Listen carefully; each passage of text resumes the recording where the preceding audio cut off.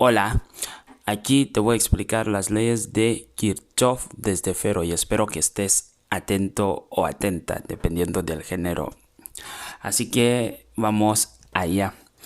Las leyes de Kirchhoff son dos, la ley de los nodos y la ley de las mallas. Pero para entender estas leyes hay conceptos básicos que tienes que entender. El concepto de nodo y el concepto de malla. ¿Qué es un nodo? Un nodo es un punto, un punto donde se unen tres o más ramas. ¿Y qué es una malla? Pues una malla es un circuito cerrado, un circuito cerrado de elementos conectados en serie. Eso es lo que llamamos malla. En este circuito tenemos tres mallas. Eso es una malla, eso también es una malla y la malla grande que es esta. Entonces las leyes coinciden también con esos nombres, las leyes de Kirchhoff, porque la primera ley es la ley de los nodos. ¿Y qué nos dice esta ley? Que la sumatoria de todas las intensidades de corriente que entran en un nodo es igual a la sumatoria de todas las intensidades de corriente que salen. Es lo mismo que decir todas las intensidades de corriente que interactúan en este nodo son igual a cero. Es lo que nos dice la primera ley. Ahora la segunda ley, que es la ley de las mallas, nos dice que en toda malla o circuito cerrado la suma de todas las caídas de tensión es igual a la tensión total suministrada. Vamos a explicar eso con ese ejemplo porque vamos a resolver este circuito. Así que creo que ya he explicado las dos leyes y lo que hemos dicho de los conceptos básicos que tienes que dominar, lo que es un nodo, lo que es una malla y los sistemas de ecuaciones, porque para encontrar las intensidades de corriente que vamos a hallar en este circuito tienes que saber resolver los sistemas de ecuaciones. Bueno, solo es para encontrar las tres intensidades de corriente que son estas. Entonces vamos allá con nuestro circuito. Para establecer aquí la primera ecuación que obedece a la primera ley de Kirchhoff, vamos a mirar todas las corrientes que interactúan en un nodo. Bueno, podemos decir aquí que este es el nodo A y el nodo B. Son los nodos que tenemos en este circuito y vamos a calcular las intensidades de corriente en el nodo A. Siempre se suele coger un nodo. Entonces, ¿cuáles son las intensidades que interactúan en este nodo? La intensidad 1, la intensidad 2 y la intensidad 3. Entonces, estas intensidades son las que igualamos a 0. Las que entran tienen el signo más y las que salen tienen el signo menos, como tenemos aquí. Vemos que la I1 viene así y entra en este nodo. Miramos la flecha, entonces es positivo, que no hace falta poner. La I2, ¿qué hace? Está saliendo, entonces lleva signo negativo. Y la I3, que también está entrando, lleva signo positivo. Todo esto lo igualamos a 0. Ya tenemos la primera ecuación. Ahora vamos con las dos ecuaciones restantes porque tenemos aquí dos mallas, entonces dos ecuaciones de más. La segunda ecuación nos dice que es la ecuación de la malla 1, que se me ha olvidado poner aquí. Esto es malla 1 y esto es malla 2. Entonces esa ecuación es la de la malla 1. ¿Qué nos dice la teoría? La teoría nos dice que la sumatoria de todas las caídas de tensión es igual a la tensión total suministrada. Aquí tenemos dos caídas de tensión que interactúan en esta malla y miramos cómo circula la corriente, la dirección que lleva la corriente de la malla, que es esta. Cuando entra en negativo, eso es negativo, la raya pequeña esta y la raya grande es positivo. Entonces si entra en negativo y sale en positivo, entonces es más, que no hace falta poner aquí. El más 4 es este. Y si entra en positivo y sale en negativo, entonces es menos. 4 menos 2 igual a la tensión total suministrada. ¿Y qué tiene que ver eso de la tensión suministrada con las resistencias? Es la intensidad que circula en estas resistencias. Tenemos que recordar también la ley de Ohm, que dice que tensión es igual a resistencia por intensidad. A ver, lo voy a poner aquí. V es igual a R por I. Entonces eso es lo que hacemos en este miembro de la ecuación. Vamos a mirar aquí cómo circula la intensidad de corriente. Entra en negativo y pasa por positivo. Esta intensidad 1 es la que circula desde aquí. ¿Y qué hace la R ahí? Entonces es positiva. Entonces 2 por I1. Ese 2 por esta I1 es lo que tenemos aquí. Ahora miramos más la intensidad que circula aquí, que es la I2. ¿Y cuál es la resistencia que tenemos? Tenemos R2. ¿Qué hace esa corriente? Entra en positivo y sale en negativo. Entonces es menos 4. Ese 4 por I2. Ya tenemos la segunda ecuación.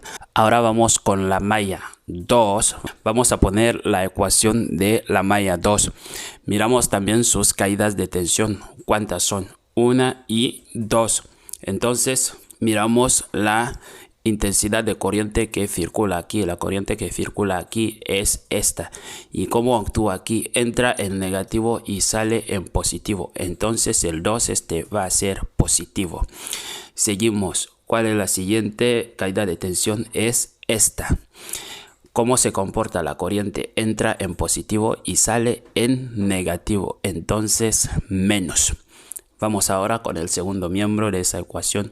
¿Cuántas resistencias tenemos aquí? 1, 2 y 3. Empezamos con esta.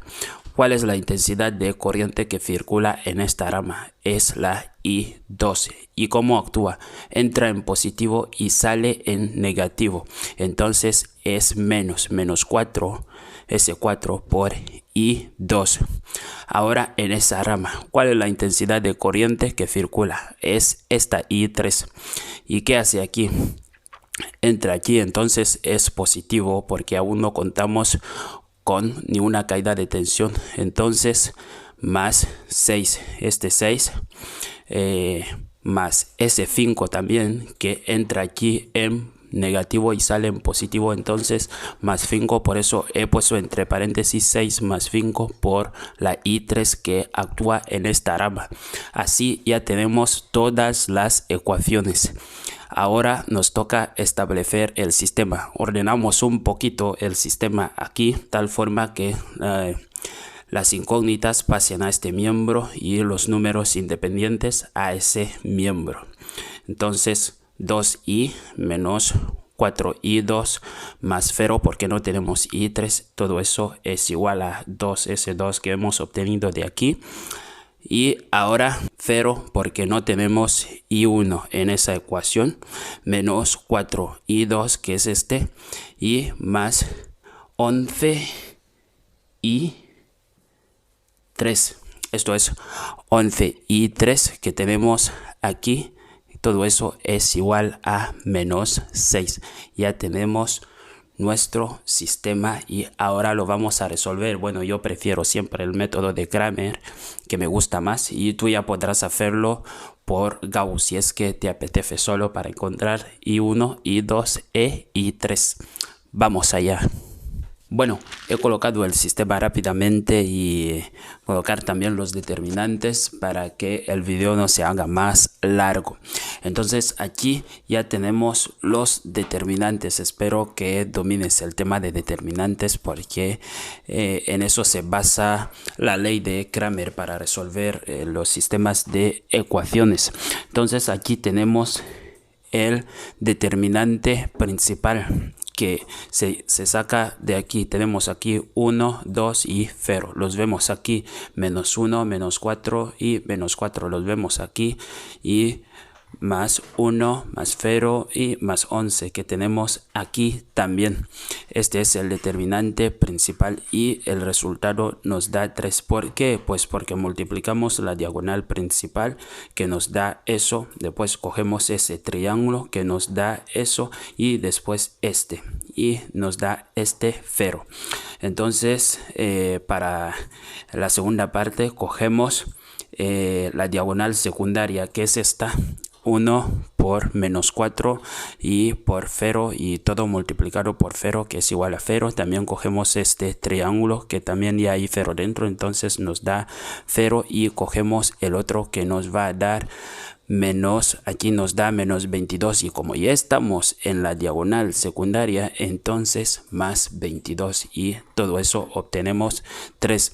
Lo mismo hacemos con los determinantes siguientes, solo que para calcular ahora el determinante en la I1 vamos a sustituir esta columna, la primera columna esta, con esta. Cogemos esta columna, la colocamos aquí, vemos que aquí ya no tenemos esta de aquí, sino que ya tenemos esta. Lo mismo hacemos con la segunda, entonces sustituimos esta columna con esta de aquí. Y para la tercera intensidad lo mismo también hacemos aquí, que cogemos, ya vemos que esa columna es la misma que esta. Así se resuelven los determinantes por la regla de Cramer. Yo creo que para resolver todos esos, para obtener esos resultados, sigues la misma metodología que he mostrado en ese determinante, para no ir diciéndote que en todos los determinantes que tienes que coger la diagonal primaria, la diagonal principal, después coges ese triángulo, después el otro y la diagonal secundaria, y siempre así. Entonces se nos hace largo el video. Pues obtenidos estos resultados, ahora vamos a calcular las intensidades. Entonces ya he aliado las intensidades de corriente y te voy a explicar cómo. No podía enseñar todo el profesor para hacer una pequeña división, sino el video sería muchísimo más largo. Entonces, ¿qué hacemos? En el método de Cramer, como nos indica, tenemos que coger para la intensidad 1, tenemos que coger su determinante, dividirlo por el determinante principal. Eso es lo que vemos aquí, menos 10 partido 3. Esos resultados nos dan la I1, que es 3,33. He puesto ahí amperios, el profesor puede pedir miliamperios o la medida que sea que se haya puesto la intensidad de corriente. Lo mismo hemos hecho para aliar la I2 aquí. Hemos cogido el 12, que es este de la I2, del determinante la I2, y lo dividimos por el determinante principal y nos da 4 amperios. Bueno, ya sabes por qué amperios. Lo mismo hemos hecho también con ese determinante. Hemos dividido 8 entre 3 y nos da 2,66 y muchos 6 de más. He cogido 2 decimales, como he hecho también ahí en el primer caso. Ahí tienes las soluciones de este circuito.